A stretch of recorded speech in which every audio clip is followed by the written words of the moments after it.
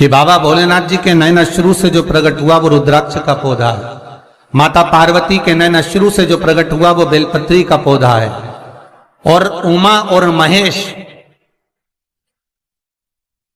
जिस महेश के वंशज है महेश्वरी, जिनकी 12 खाम प्रगटी है भगवान महेश के द्वारा,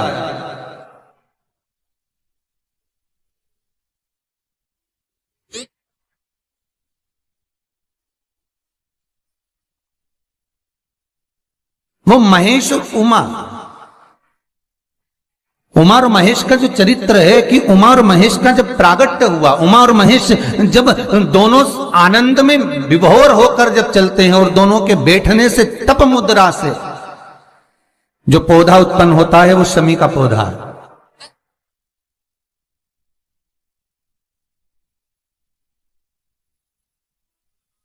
शमी का पौधा। तो एक बात ध्यान रखिए, शिव जी के द्वारा जो निर्मित हुआ उसमें कोई शूल नहीं है, उसमें कोई कांटे नहीं है। पार्वती के द्वारा जो निर्मित हुआ बेलपत्री का पौधा, उसमें कांटे हैं, और पार्वती के मिलन से भी जो उत्पन्न हुआ है शंकर के साथ में, उसमें भी कांटे हैं। शमी के पौधे में भी कांटे, शमी के वृक्ष में भी कांटे।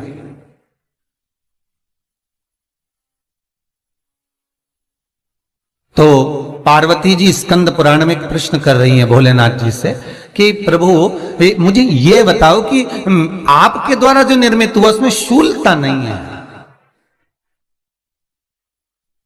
पर मेरे द्वारा जो निर्मित हुआ उसमें शूल क्यों आया है, उसमें कांटा क्यों आया है? थोड़ा सा माताओं, मेरी जीजियों, आपको थोड़ा बुरा तो लगेगा इस प्रसंग को सुनकर, पर लग जाए, पर आज कथा निकली है तो सुन लो है कि शिवजी जिस रुद्राक्ष को उत्पन्न कर रहे हैं उसमें शूलता नहीं है, पर पार्वती जी जो संग में मिली हैं उसमें भी शूलता है, और पार्वती के द्वारा जो प्रकट हुआ बेलपत्र उसमें भी शूलता है। तो भगवान महादेव बोलते हैं, पार्वती मैं तुझे कुछ कहूं और कहने पर तुझे तेरे हृदय में कोई बात चुभे, शूल लगे तो मुझे ठीक नहीं लगेगा। नहीं नहीं नहीं, आप कहिए प्रभु, मैं सुनने के लिए तैयार हूं, आप तो बोलो कि कारण क्या है। भगवान कहते हैं, पार्वती बस अंतर इतना है, नारी का जो स्वभाव होता है, स्त्री का जो स्वभाव होता है, उसके हृदय में छोटी छोटी बात के शूल बहुत होते हैं।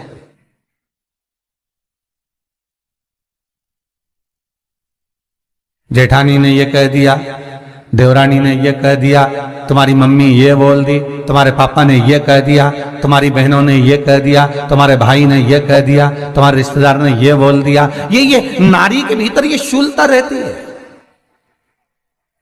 तो पार्वती जी बोली कि जितना तप आपने करा उतना तप मैंने करा, और जितनी साधना आपने करी उतनी साधना मैंने करी, और जितना आराधना दिल से आपने करी उतनी आराधना दिल से मैंने करी, फिर इसमें शूलता कहां से आ गई? भगवान शिव बोले, बस पार्वती बात इतनी सी है कि जब मैं आराधना करने बैठता हूं तो मेरी दृष्टि में सम्मुख में कुछ नहीं होता। जब मैं आराधना करने बैठता हूं तो मेरी दृष्टि में, मेरे सम्मुख में कुछ नहीं होता कि कौन ने क्या करा है, कौन ने क्या बोला है, कौन क्या कर रहा है, उससे मुझे मतलब नहीं होता, उससे मुझे कोई मतलब नहीं।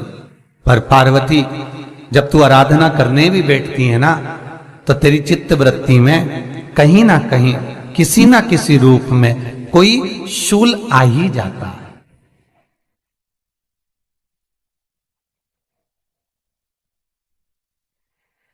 कई माताओं की आदत देखी साहब, भगवान की सेवा करने बैठी है तो भी भीतर थोड़ा सा शूलता भरी हुई है। महाराज बताओ, इतने सारे भगवान इकट्ठे कर लिए, मैंने बोला था बहू से कि वहां रख लेती है, बताओ इतने सारे यहां पर लाकर रख दिए हैं, अब इसकी सेवा करना पड़ रही है, अब ये करना पड़ रहा है।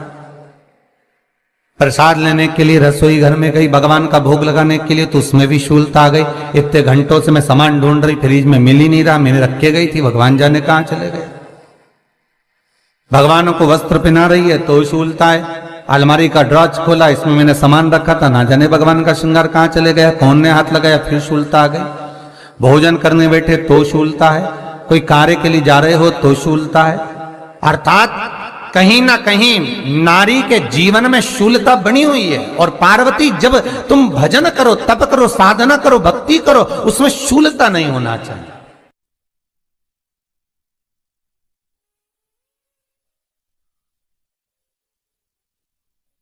पार्वती जी ने कहा, भोलेनाथ,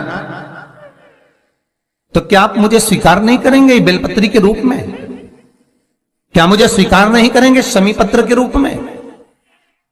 पद्म पुराण, स्कंद पुराण, लिंग पुराण, नर्मदा पुराण और शिव महापुराण, ये सारी पुराणे वर्णन करती है। पार्वती जी का खंड आनंद वर्षित कर रहा है, वर्णन कर रहा है। पार्वती खंड वर्णन कर रहा है, सती खंड वर्णन कर रहा है, उमा संहिता वर्णन कर रही है। क्या आप मेरा ये बेलपत्र का स्वरूप आप धारण नहीं करेंगे? इसमें शूलता, इसलिए भगवान कहते हैं नहीं नहीं, धारण तो करूंगा पर शूल धारण नहीं करूंगा।